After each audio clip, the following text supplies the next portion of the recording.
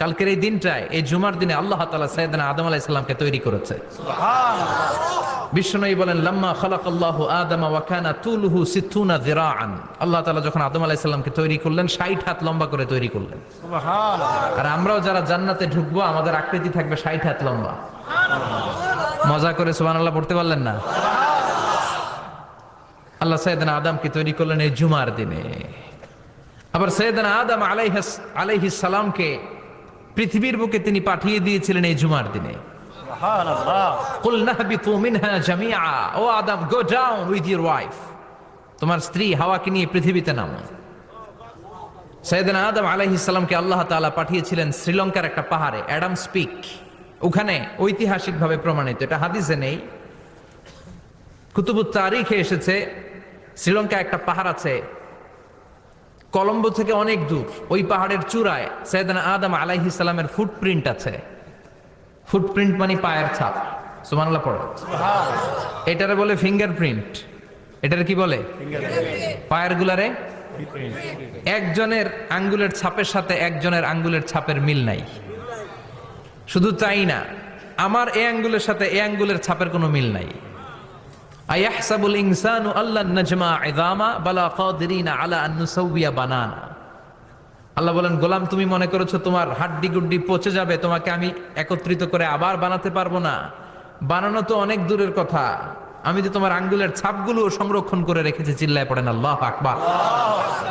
1880 সালে sir Francis গালটন নামে একজন বিজ্ঞানী, তিনি আবিষ্কার করেছেন যে আমাদের আঙ্গুলের ছাপগুলো আলাদা, ফিঙ্গারপ্রিন্ট আলাদা। এই 10টা আঙ্গুলের একটার সাথে আরেকটার কোনো মিল নাই। এই পৃথিবীতে যদি 600 কোটি মানুষ হয় তাহলে 6000 কোটি আঙ্গুল, একটা আঙ্গুলের সাথে আরেকটা আঙ্গুলের ছাপের মিল আছে? যারা সিগনেচার দিতে পারে না এরা কি দেয়? টিপসই দেয়। সুবহানাল্লাহ। কি ম্যাজিক আল্লাহ আঙ্গুলে রেখে দিয়েছে, একটা আঙ্গুলের ছাপের সাথে আরেকটা আঙ্গুলের ছাপের মিল নাই। এখন এই বায়োমেট্রিক অথেন্টিকেশনের জন্য অনেক জায়গায় দিতে হয়। ইমিগ্রেশন পাস করবেন, গিভ ইউর ফিঙ্গারপ্রিন্ট। ভিসা করবেন, Schengen visa, European visa, provide your fingerprint first. Canadian এম্বাসিতে গিয়েছিলাম, সব আঙ্গুলের আলাদা আলাদা ফিঙ্গারপ্রিন্ট রেখেছে। এখন এটা অথেন্টিকেশনের জন্য সিকিউরিটি পারপাস খুব গুরুত্বপূর্ণ। কিন্তু 1500 বছর আগে, 1880 মানে কি 200 বছর তো না, 200 বছর আগে বিজ্ঞানীরা আবিষ্কার করলো। 1500 বছর আগে সূরাতুল কিয়ামার ভিতরে ফিঙ্গারপ্রিন্টের কথা বলেছে কে? আল্লাহ। আর পায়েরটারে বলে ফুটপ্রিন্ট।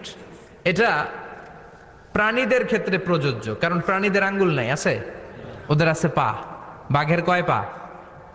কথা কয় না, 4 পা। বাঘের হাত কয়টা? হাত নাই, ওদের পা। ফলে ওদের ফুটপ্রিন্ট লাগে। সুন্দরবনে কয়টা বাঘ আছে এটার একটা হিসাব আছে। কি করে বলে, কেমন করে হিসাব করে? বাঘের কাছে যে গুনে, চেহারা তো একরকম, একটারে 3 বার গুনবে। কথা কন, কিভাবে গনে তাহলে? বাঘসুমারি হয় কিভাবে? ফুটপ্রিন্ট, পায়ের ছাপ। একটা বাঘের পায়ের ছাপের সাথে আরেকটা বাঘের পায়ের ছাপের কোনো মিল নাই। আবার কাবা ঘরের পাশে একটা ছোট্ট জায়গা আছে, এই জায়গার মধ্যে রব্বুল আলামিন সব নবীদের পিতা সাইয়েদনা ইব্রাহিম আলাইহিস সালামের ফুটপ্রিন্ট রেখে দিয়েছেন। ওয়াত্তাখিযু মিম মাকামি ইব্রাহিম মুসাল্লা, সাইয়েদনা ইব্রাহিমের দাঁড়ানোর জায়গায় তোমরা নামাজের জায়গা করে নাও। আল্লাহু আকবার। সাইয়েদনা ইব্রাহিম আলাইহিস সালামের পায়ের ছাপ আছে কিন্তু মাকাম ইব্রাহিমে। আর সাইয়েদনা আদম আলাইহিস সালামের পায়ের ছাপ আছে অ্যাডামস পিকে, শ্রীলঙ্কার ওই পাহাড়ে। তো যেদিন আদম আলাইহিস সালামকে আল্লাহ ওখানে পাঠিয়ে দিয়েছিলেন ওই দিনটা ছিল জুমার দিন। সুবহানাল্লাহ নাই? সুবহানাল্লাহ বাড়িতে যায় বলেন, চিল্লায় পড়েন আল্লাহু আকবার। এরপরে সাইয়েদনা আদমকে পাঠানো হলো শ্রীলঙ্কায়, সাইয়্যিদাতুনা হাওয়া আলাইহিস সালামকে পাঠিয়ে দেয়া হলো সৌদি আরবের জেদ্দা শহরে। আরবিতে জেদ্দা বা জাদ্দা মানে দাদি। জেদ্দাতুন বা জাদ্দাতুন মানে কি? দাদি। হাওয়া আলাইহিস সালাম আমাদের সবার দাদি, ঠিক কিনা? উনার নামে এই শহরের নাম। বছরের পর বছর সাইয়েদনা আদম আলাইহিস সালাম এবং হাওয়া আলাইহিস সালাম আল্লাহর কাছে ক্ষমা চাইলেন, আল্লাহ ভুল করে নিষিদ্ধ গাছের ফল খেয়েছি, তুমি মাফ করে দাও। আল্লাহ বললেন, আদম, কয়েকটা কালিমা শিখিয়ে দেব, এই কালিমাগুলো পড়ে আমার কাছে দোয়া করো, আমি কবুল করে নিব। আল্লাহু আকবার।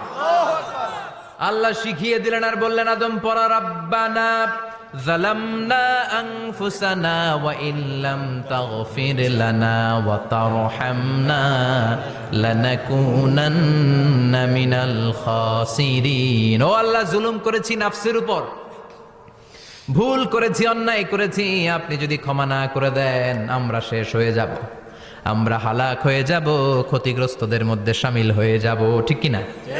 আল্লাহ সাইয়েদনা আদম আলাইহিস সালামের তওবা কবুল করলেন। উনার কাজ হচ্ছে তওবা কবুল করা, আমাদের কাজ গুনাহ করা, শয়তানের কাজ ওয়াসওয়াসা দেওয়া, আল্লাহর কাজ খালি মাফ করা। সুবহানাল্লাহ পড়বেন না? তাকাব্বালাল্লাহু তাওবাতা আদম ফি ইয়াউমিল জুমআহ। আল্লাহ যেদিন আদম আলাইহিস সালামের তাওবা যে কবুল করছেন, ঘোষণা দিয়েছেন, এই ঘোষণাটা ছিল জুমার দিনের ঘোষণা। আবার সাইয়েদনা আদমকে যেদিন রূহ কবজ করে আবার নিয়ে যাওয়া হয়, ওই দিনটাও ছিল জুমার দিন। পড়েন সুবহানাল্লাহ। পৃথিবীতে একজন মানুষই শুধু জানতেন যে তিনি পৃথিবীতে কতদিন বাঁচবেন, সেটা হচ্ছে সাইয়েদনা আদম আলাইহিস সালাম। ওনাকে বলে দেওয়া হয়েছিল উমরুকা আলফু সানা, তুমি পৃথিবীতে বাঁচবে 1000 বছর। কয় বছর? সাইয়েদনা আদমের সামনে অনেকগুলো রূহ রাখা হলো। সাইয়েদনা আদম বললেন, এরা কারা? আল্লাহ বললেন, এরা হচ্ছে নাসালুক, তোমার বংশধর, পৃথিবীতে তোমার পর এরা পৃথিবীতে আসবে। সাইয়েদনা আদম বললেন, আল্লাহ ওই যে একটা রূহ দেখা যায়, এটার নাম কি? আল্লাহ বললেন, হাদা ইবনুকা দাউদ, এটা তোমার ছেলে দাউদ, সে দুনিয়াতে নবী হয়ে আসবে, তার ছেলে সুলাইমানও নবী হয়ে আসবে। সাইয়েদনা আদম বললেন, মাবুদ, আমার ছেলে দাউদের কত বছর হায়াত আপনি দিয়েছেন? আল্লাহ বললেন, 40 সানা, মাত্র 40 বছর, 4 ইয়ার্স, 40 বছর তোমার ছেলেটা বাঁচবে। ও আল্লাহ, আমি বাঁচবো কয় বছর? তুমি বাঁচবা 1000 বছর। সুবহানাল্লাহ। সাইয়েদনা আদম বললেন, মাবুদ, এত ফুটফুটে সুন্দর আমার ছেলে দাউদ, মাত্র 40 বছর দিলেন কেন? জিদ মিন উমরিহি, বাড়ায়া দেন। কি করেন? সুপারিশ করতেছে পোলার লাইগা। কে? বাবা। আল্লাহ আপনি বাড়ায়া দেন। আল্লাহকে বাড়ানো যাবে না, লেখা হয়ে গেছে। রুফিআতিল আকলাম ওয়া জাফফাতিস সুহুফ, কলম তুলে নেওয়া হয়েছে আর কালি শুকায় গেছে, আর কিছু করা যাবে? সাইয়েদনা আদম বললেন, মাবুদ, আমার 1000 বছর কেন দিলেন? আমার এই সুন্দর ফুটফুটে ছেলেটারে মাত্র শুধুমাত্র 40 বছর কেন দিলেন? ও মাবুদ, আমার 1000 বছরের দরকার নাই, আমার 1000 বছর থেকে 60 বছর আমি আমার ছেলেরে দিয়ে দিলাম। দাউদ আলাইহিস সালাম বাঁচবে 40 বছর, তো বাপ আদম যদি আরো 60 দেয়, 40 আর 60 মিলে কত হয়? ভালো হিসাব বোঝে, 100। আর আদম আলাইহিস সালাম পেয়েছিলেন 1000 বছর, 60 কমে গেলে রইল কত? 940 বছর পৃথিবীতে থাকার পরে মালাকুল মাউত চলে এসেছে। কারণ এটা on time, the death will come on time, it never late, কখনো দেরি হয় না। আল্লাহ বললেন, লিকুল্লি উম্মাতিন আজালুন ফাইযা জাআ আজালুহুম লা ইস্তাখিরুনা সাআতান ওয়া লা ইস্তাকদিমুন। মৃত্যুর একটা নির্ধারিত সময় আমি বেঁধে দিয়েছি, অন টাইম, অন টাইমেই চলে আসে, 1 সেকেন্ড আগেও আসবে না, 1 সেকেন্ড পরেও আসবে না। 940 বছর বয়সে মালাকুল মাউত এসে হাজির, এসে বলল, জিইতু আন আকবাদা রূহাক, রূহ কবজ করতে আসছি। আদম আলাইহিস সালাম বললেন, রূহ কবজ করতে আসছো মানে? আমি বাঁচবো তো 1000 বছর। কয় বছর? মালাকুল মাউত বললেন, না না, ওই যে আগের কথা স্মরণ করেন, আপনি 60 বছর দিয়ে দিয়েছিলেন। কয় না, আমি দেই নাই, আমি আরো বাঁচুম, আরো 60 বছর পাওনা আছি, আমি দেই নাই। মালাকুল মাউত বললেন, আপনি দিয়েছেন। আদম বলে, দেই নাই। মালাকুল মাউত বলে, আল্লাহ ঘটনা দেখেন, দিয়া কয় দেই নাই। আল্লাহ কয়, থাক, কথা কইস না, আয়া পড়। সুবহানাল্লাহ পড়েন। নাসিয়া আদম ফানাসিয়া বানু, ভুলে গেছেন উনি। আমরা ভুলে যাই, আমরা খেয়ে বলছি খাই নাই, নিছিলাম পকেটে, কয় নেই নাই। এরকম ডাকাইত আছে না নাই? নাসিয়া আদম ফানাসিয়া বানু, বিশ্বনবী বললেন, আদম ভুলেছে তো তার সন্তানরাও ভুলে যায়। জাহাদা আদম ফাজাহাদা যুররিয়াতু, আদম অস্বীকার করেছে, তার সন্তানরাও অস্বীকার করে। সেদিন থেকে আল কিতাব ওয়া শুহুদ, মানে লিখে রাখার সিস্টেম আর সাক্ষীর সিস্টেম চালু হয়েছে। সুবহানাল্লাহ পড়েন। সুবহানাল্লাহ। 940 বছর বয়সে মালাকুল মাউত এসে আদম আলাইহিস সালামের রূহ নিতে পারে নাই। উনি 1000 বছর যখন হয়েছে তখন এসে সাইয়েদনা আদম আলাইহিস সালামের রূহ কবজ করেছে। যেই দিন পৃথিবীর প্রথম মানব, প্রথম নবীর রূহ মালাকুল মাউত দুনিয়ায় এসে কবজ করেছে, ওই দিনটাও ছিল জুমাবার। আল্লাহু আকবার। আবার বিষ্ণু বললেন লা তাকুমুস সাআহ ইল্লা ফি ইয়াউমিল জুমআহ ইযা যুলজিলাতিল আরদু জিলজালাহা ওয়া আখরাজাতিল আরদু আসকালাহা ইযা রুজ্জাতিল আরদু রাজ্জান ওয়া বুসাতিল জিবালু বাসসা। কিয়ামতের দিন পৃথিবীটাকে একটা প্রকম্পন দিয়ে কাঁপিয়ে দিবে কে? মারাত্মক একটা ঝাঁকুনি দিবে আল্লাহ, পুরো পৃথিবীটা কেঁপে ভেঙে চুরে খান খান হয়ে যাবে। এই ঝাঁকুনি আর আর্থকোয়েক ভূমিকম্প এর ঘটনাটা যেদিন ঘটবে ওই দিনটাও হচ্ছে জুমার দিন। চিৎকার করে পড়েন সুবহানাল্লাহ। তার মানে আদম সৃষ্টি হলো জুমার দিনে, দুনিয়ায় নামিয়ে দেয়া হলো জুমার দিনে, তওবা কবুল করে নেওয়া হলো জুমার দিনে, রূহ কবজ করা হলো জুমার দিনে, আবার কিয়ামত সংগঠিত হবে জুমার দিনে। পড়েন সুবহানাল্লাহ। আবার বিশ্বনবী বললেন আর রমাদান ইলা রমাদান, এক রমজান থেকে আরেক রমজানের মাঝখানে যত গুনাহ হয় মাফ করে কে? আল্লাহ। তারপরে বিশ্বনবী বললেন আল উমরাতু ইলাল উমরাহ, কেউ যদি একবার উমরা করে পরে আবার করলে দুই উমরার মাঝখানে গুনাহগুলো মাফ করে দেয় কে? আল্লাহ।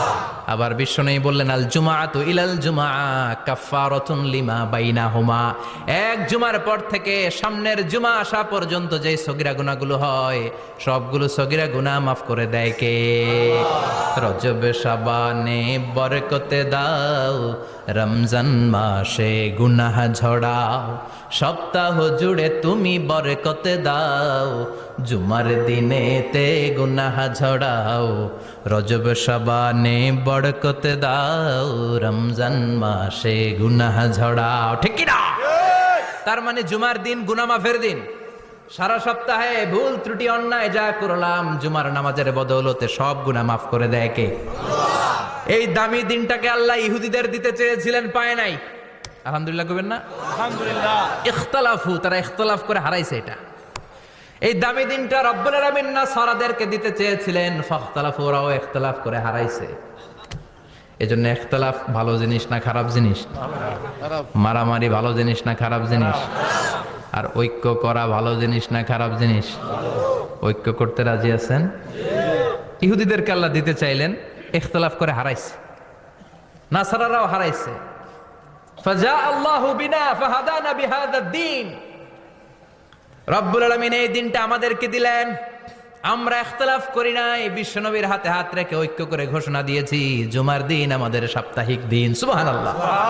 বিশ্বনবী বলেন ফাগাদান লিল ইয়াহুদ, সাপ্তাহিক আনন্দের দিন ইহুদিদের জন্য হচ্ছে শনিবার, ইয়াউমুস সাbt, ও বা'দা গাদ লিন নাসারা, আর খ্রিস্টানদের জন্য হচ্ছে রবিবার, আর আমাদের জন্য হচ্ছে শুক্রবার। চিল্লায় পড়েন আল্লাহু আকবার।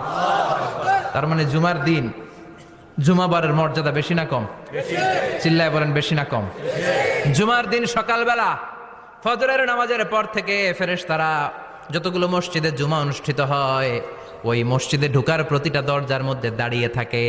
কারা কারা আগে আগে জুমার নামাজ পড়ার জন্য মসজিদে যায় প্রত্যেকের নামগুলো একটা জান্নাতের রেজিস্ট্রি খাতার মধ্যে তুলে নেয়। এই নামগুলো স্পেশালি আল্লাহর কাছে পাঠানোর জন্য।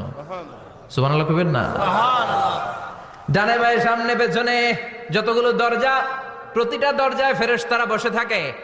কে আগে আসলো নাম তুলে দেয়। তুলতে তুলতে তুলতে তুলতে খতিব সাহেব যখন খুতবা দেওয়ার জন্য মিম্বারে যেয়ে বসে যায়, ফেরেশতারা তাদের খাতা বন্ধ করে তারাও খতিব সাহেবের সামনে জুমার খুতবা শোনার জন্য বসে যায়। পড়েন সুবহানাল্লাহ। প্রথম জুমার দিন জুমার মসজিদে যে ঢুকবে, বিশ্বনবী বললেন আল্লাহর রাস্তায় একটা উট কুরবানি দিলে যেই সওয়াব, এই সওয়াব আল্লাহ আমলনামায় দিয়ে দেয়। দ্বিতীয় পর্যায়ে যে ঢুকে, বিশ্বনবী বললেন বাকারা, গরু কুরবানির সওয়াব পায়। 3 নম্বরে যে ঢুকবে, বিশ্বনবী বললেন কাবসা, হাদিসের ভাষায় এসেছে আল কাবাস, কাবাস মানে হলো বকরি, বকরি কুরবানির সওয়াব। 4 নম্বরে যে ঢুকবে তার হচ্ছে দাজাজা, দাজাজা মানে মুরগি। 5 নম্বরে যে ঢুকবে, বিশ্বনবী বললেন বাইদা, নোয়াখালীরা কয় বয়দা, আমরা কই আন্ডা। শোনা নাই?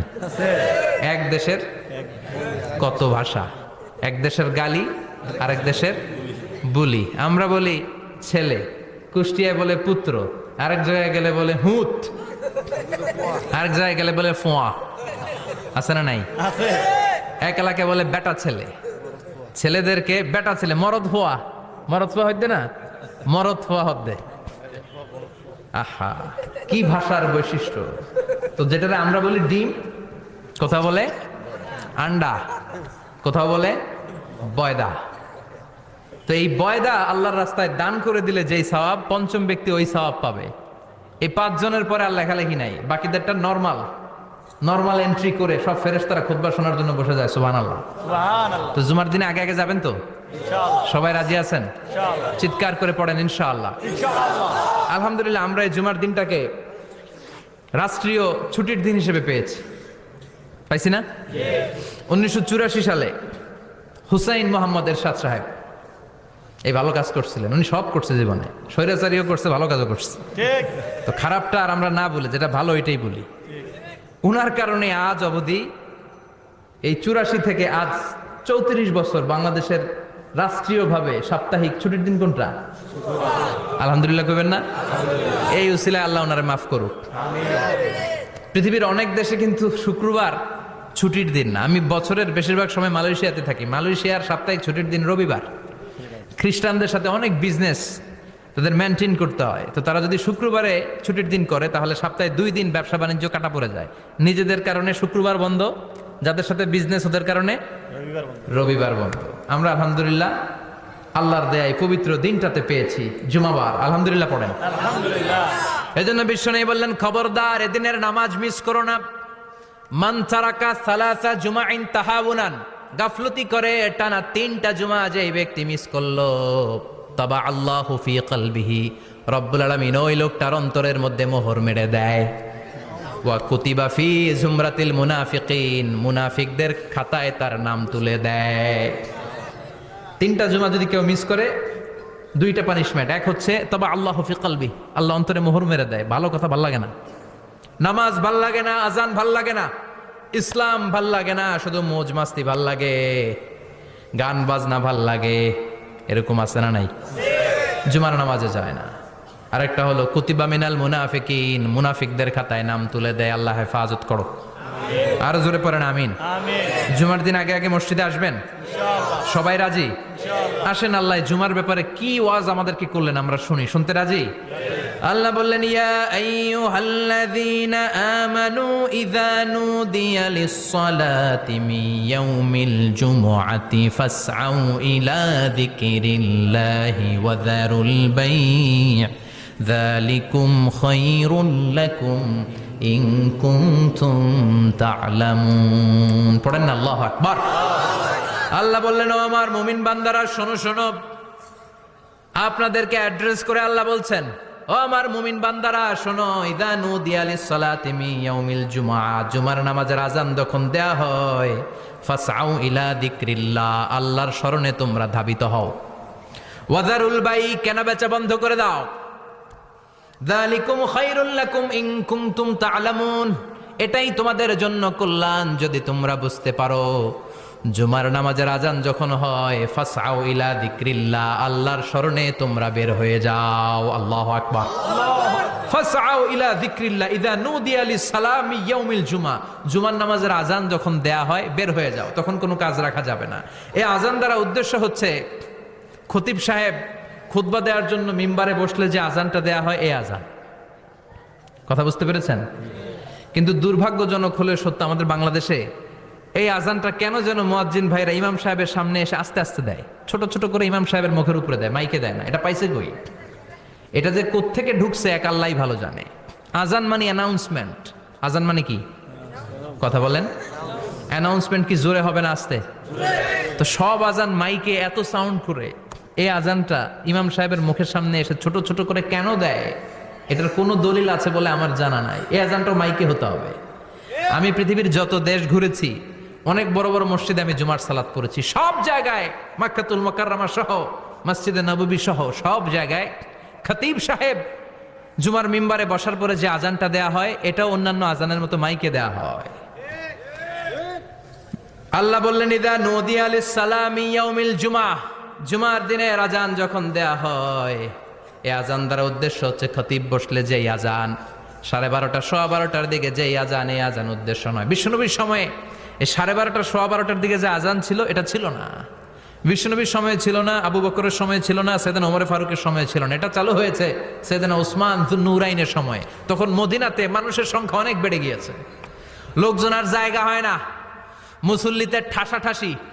উনি ঘোষণা দিলেন সুকে জাওরা, জাওরা নামক বিশাল একটা বাজার আছে, ঘোষণা দিলেন এখন থেকে ওই জায়গায় জুমার নামাজ হবে। মানুষ যেন আগ থেকে প্রস্তুতি নিয়ে আসতে পারে, এজন্য জাওরা নামক বাজারে উনি আর একটা আজান দেওয়ার প্রচলন করলেন। সুবহানাল্লাহ।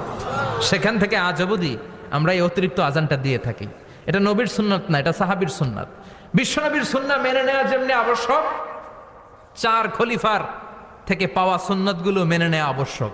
বিশ্বনবী বললেন আলাইকুম বিসুন্নতি ওয়া সুন্নাতিল খুলাফায়ে রাশিদিন আল মাহদিয়িন, আমার সুন্নাত ধরবা, হেদায়েত প্রাপ্ত চার খলিফার সুন্নাত ধরবা। কেমনে ধরবা? ইক্ষু চিনেন? ইক্ষু না গ্যান্ডারি নাকি আখ না কুশাই? হ্যাঁ, আখ। কাঁচা আখ খায় কি করে? এই সামনের দাঁত দিয়ে ভাঙে না? সামনের দাঁত দিয়ে বলে ভাঙে, চাপার দাঁত দিয়ে, এই জায়গার দাঁত দিয়ে শক্ত করে ধরতে হয়। বিশ্বনবী বললেন আব্দু আলাইহা বিন নওয়াজিজ, আমার সুন্নত আর সাহাবীদের সুন্নতকে চাপার দাঁত দিয়ে আঁকড়ে ধরো, যাতে ছুটে না যায়। চিল্লায় পড়েন আল্লাহু আকবার। এটা সাইয়েদনা উসমানের সুন্নাত। বিশ্বনবী বললেন ইযা নুদিয়া লিস-সালাহ মিন ইয়াউমিল জুমআতি ফাসআউ ইলা যিকরিল্লাহ, জুমার দিনের আযান যখন দেয়া হয়, ফাসআউ ইলা যিকরিল্লাহ, আল্লাহর স্মরণের দিকে ধাবিত হও। দেরি করো না। দেরি করা যাবে? আজান হইলে কোনো কাজ রাখবেন? কোনো ব্যস্ততা থাকবে? কাজ একটাই, জুমার নামাজ। চিল্লায় বলেন কাজ একটাই, সেটা কি? আল্লাহ বললেন ফাসআউ। ফাসআউ এর শাব্দিক অর্থ হচ্ছে দৌড়াও। আসলে কি? তো এই দৌড়াও দিয়ে আসলে দৌড়াও বোঝানো হয়নি, এটা দ্বারা বোঝানো হয়েছে আল মুবাদারা ওয়াল ইহতিমাম, ইম্পর্টেন্স দেয়া, এমফাসাইজ করা, গুরুত্ব, গুরুত্বের সাথে আগে আগে প্রস্তুতি নাও। ফাসআউ দ্বারা দৌড়ানো বোঝানো হয়নি। প্রমাণ কি? কারণ বিশ্বনবী দৌড়ে দৌড়ে নামাজে যেতে নিষেধ করেছেন। বিশ্বনবী বলেছেন ইযা উকিমাতিস সালাহ, মনোযোগ দিয়ে শুনেন, ইযা উকিমাতিস সালাতু ফালা তাতুহা তাসআউন ওয়া আতুহা তামশুন আলাইকুম বিসাকিনাহ ফামা আদরাকতুম ফাসাল্লু ওয়া মা ফাতাকুম ফাতিম্মু। যখন নামাজ শুরু হয়ে যায় দৌড়ে দৌড়ে যাবে না, তামশুন হেঁটে হেঁটে যাও, আলাইকুম বিসাকিনা ধীরে ধীরে যাও, ফামা আদরাকতুম ফাসাল্লু ইমাম সাহেবের সাথে যে যত রাকাত পাবা পড়বা, ওয়া মা ফাতাকুম ফাতিম্মু যেটা ছুটে যায় নিজে নিজে পড়ো, কবুল করে নিবে কে? আল্লাহ। কিন্তু দৌড়ে যায় নামাজ ধরা যাবে না। খবরদার, ধীরস্থির ভাবে যাবেন। হাঁটার মধ্যে একটা গুরুত্ব দিয়ে তাড়াতাড়ি ধরতে চাবেন, কিন্তু দৌড়ে যাওয়া যাবে নিষেধ করেছেন। অনেক মুসল্লিরা এটা করে। ধরেন মাগরিবের নামাজ, অজুখানাতে মুসল্লিরা অজু করতেছে, ইমাম সাহেব নামাজ শুরু করেছেন আল কারিআতু মাল কারিআ ওমা আদরাকা মাল কারিআ, মুখস্থ আছে না সবার? মুসল্লি মনে করতেছে অজু হয়েছে আমার অর্ধেক, এখন যদি তাড়াতাড়ি অজু না করে দৌড় না দেই রাকাত পাওয়া যাবে? রাকাত পাওয়ার জন্য দিছে দৌড়। মসজিদে হচ্ছে টাইলসের মসজিদ, পিছলায় পয়রা মুসল্লি একদিকে, লুঙ্গি আরেকদিকে। আছে না নাই?